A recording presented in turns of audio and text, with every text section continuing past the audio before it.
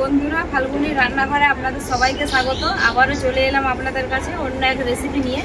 আজকে আমি পটলের চপ বানাবো, তো একটু অন্যরকমভাবে বানাবো। তো কিভাবে আমি পটলের চপটা বানাবো আপনারা ভিডিওটা প্রথম থেকে শেষ অবধি পুরো দেখতে থাকুন আর আমার সাথে থাকুন। তো এখানে আমি পটল নিয়ে নিয়েছি, আর পটলগুলো আমি খোসা ছাড়িয়ে এইরকম দুভাগ করে কেটে নিয়েছি। তো এরপর এর ভেতরে যে শাঁসটা আছে চামচে করে আমি বের করে নেব। পটলটাকে আমি এইভাবে শাঁসটাকে বের করে নেব চামচে করে খুব ভালোভাবে।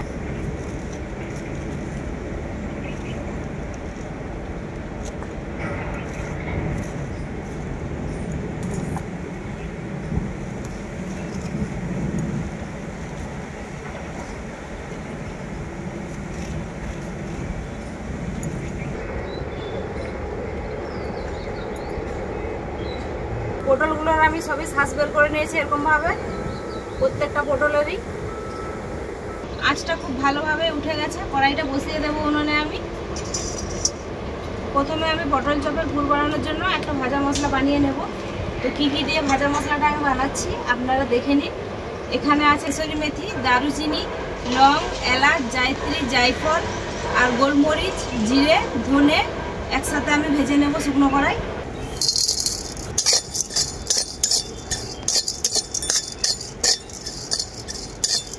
এই ভাজা মশলাটাকে একবারে কালো করে দেবেন না, তারই মধ্যে হালকা ভাজা হবে, সেই রকমভাবেই ভাজবেন। তো আমার তো হালকা মতো ভাজা হয়ে গেছে, এখন নামিয়ে নেব। কড়াইটা আবার উনুনে বসিয়ে দিয়েছি। কড়াইতে দিয়ে দেবো সরষের তেল। পটল চপের পুরটা বানিয়ে নেব, তো কড়াই তেল দিয়ে দিয়েছি। তেলটাও খুব ভালোভাবে গরম হয়ে গেছে। তেলের মধ্যে দিয়ে দেবো পেঁয়াজ কুচি, এর মধ্যে দিয়ে দেবো পরিমাণ মতো লবণ। পেঁয়াজটাকে এরপর আমি খুব ভালো করে ভেজে নেব।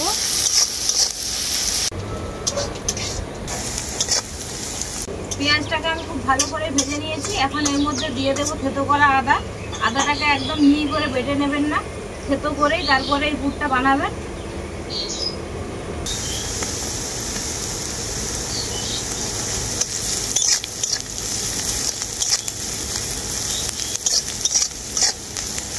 আদাটা খুব ভালো করে ভাজা হয়ে গেছে। এরপর আমি দিয়ে দেবো সেদ্ধ করা আলু। আলুটা আমি আগে থেকেই সেদ্ধ করে নিয়েছিলাম, খোসা সমেতই সেদ্ধ করেছিলাম। খোসা সমেতই সেদ্ধ করতে হবে। এরপর হাতে করে এরকম ভাবে ভেঙে ভেঙে দিয়ে দেব।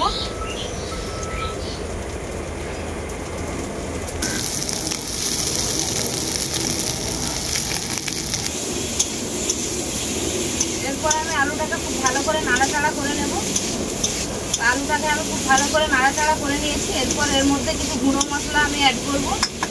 জিরে গুঁড়ো, ধনে গুঁড়ো, হলুদের গুঁড়ো আর দেবো লঙ্কার গুঁড়ো। এরপর মশলাটাকে আমি আলুর সাথে খুব ভালো করে ভেজে নেব।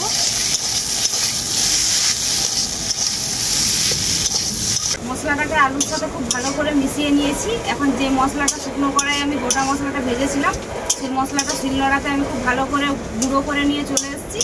ওই মশলাটা এর মধ্যে দিয়ে দেব। এই ভাজা মশলাটাকেও আমি খুব ভালো করে মিক্স করে নেব একসাথে।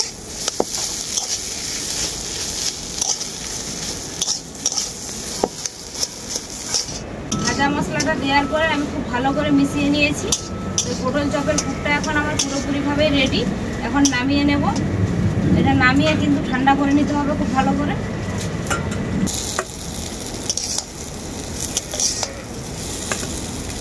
পুরটা ওইদিকে ঠান্ডা হতে থাক, তখনকে আমি ব্যাটারটা বানিয়ে নেব চপের জন্য। পরিমাণ মতো লবণ, হলুদ গুঁড়ো, কাশ্মীরি লঙ্কার গুঁড়ো একসাথে খুব ভালো করে মিশিয়ে নেব। এগুলোকে আমি খুব ভালো করে একসাথে সব কিছু মিশিয়ে নিয়েছি। এরপর অল্প অল্প জল দিয়ে ব্যাটারটা আমি খুব ভালো করে তৈরি করে নেব।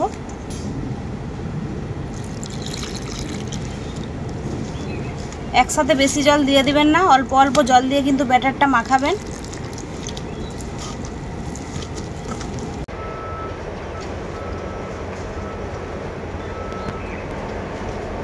ব্যাটারটাকে আমি খুব ভালো করেই বানিয়ে নিয়েছি। দেখুন, ব্যাটারটা দেখলেই বুঝতে পারবেন, খুব পাতলাও করিনি, খুব গাঢ়ও করিনি।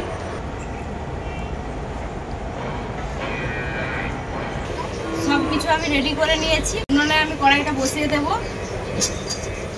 কড়াইটা খুব ভালোভাবে গরম হয়ে গেছে। কড়াইয়ের মধ্যে দিয়ে দেব সাদা তেল। তেলটা গরম হতে থাক, ততক্ষণে আমি পটলের মধ্যে পুর ভরে নেব। পটলের মধ্যে আমি এরকম ভাবে পুরটা ভরে নেব।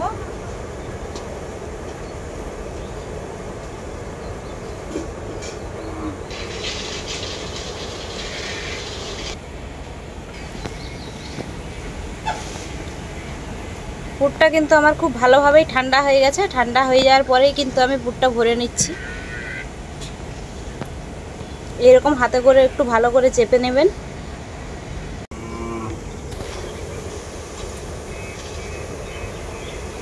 আমি সব পটলগুলোর মধ্যেই কিন্তু একইভাবে পুর ভরে নেব।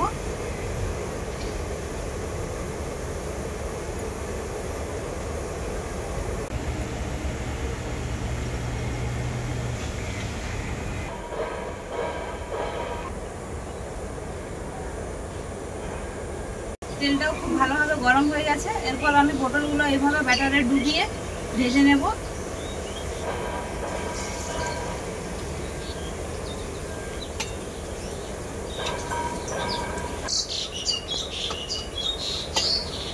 পটলের চপটা আমার খুব ভালো করে ভাজা হয়ে গেছে, এখন তুলে নেব।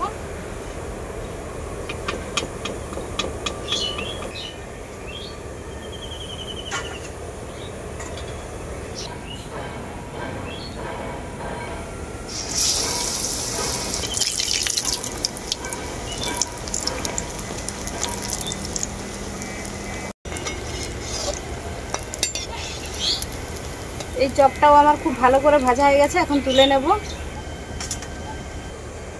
বাকিগুলো আমি একইভাবে ভেজে নেব।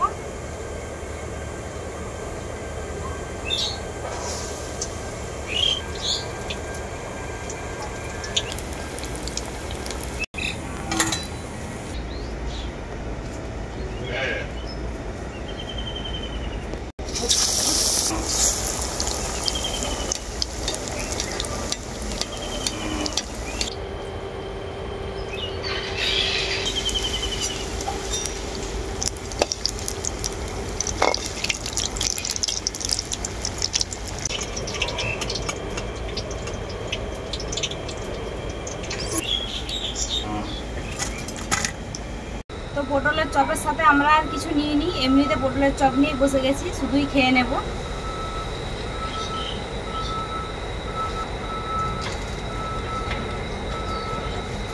পটলটা তো খেতে তো দারুণই লাগছে, কিন্তু পটলটাও খুব সুন্দর ভেতরে সেদ্ধ হয়ে গেছে। সব মিলিয়ে কিন্তু দুর্দান্তই লাগছে খেতে। দাঁড়া দাঁড়া সে সালা ঢাং ঢাং করে মোটর অনুষ্ঠান বাড়ির দাঁড়া দাঁড়া দোকানের মতো করবেন, অনুষ্ঠান বাড়ির মতো। পটলের চপটা একেবারে অনুষ্ঠান বাড়ির মতো লাগছে। দারুণই হয়েছে বলো? হ্যাঁ, দারুণ মুচমুচেও হয়েছে। এর তো কোনো তুলনাই নেই। তো বন্ধুরা, আমি পটলের চপটা কিভাবে বানালাম আপনারা তো দেখলেনই। একদমই সহজ এই পটলের চপটা বানানো, আর একদমই অল্প সময়ে হয়ে যাবে পটলের এই চপটা। তো এইভাবে বানিয়ে দেখবেন, খেতে কিন্তু দারুণই টেস্টি হয়। তো বিকেলের চায়ের সাথে এইরকম পটলের চপ থাকলে আর কি চাই, তো একদমই মন ভরে যাবে। তো এইভাবে আপনারাও পটলের চপ বানাবেন, বানিয়ে খেয়ে আমাকে কমেন্ট করে জানাবেন পটলের চপের রেসিপিটা কেমন হয়েছে। ভিডিও ভালো লাগলে লাইক শেয়ার সাবস্ক্রাইব অবশ্যই করে দেবেন। প্রতিদিনের মতো আজকেও বলছি, আপনারা ভালো থাকবেন, সুস্থ থাকবেন, নিজেদের খেয়াল রাখবেন। আবার দেখা হবে পরবর্তী ভিডিওতে নতুন কোনো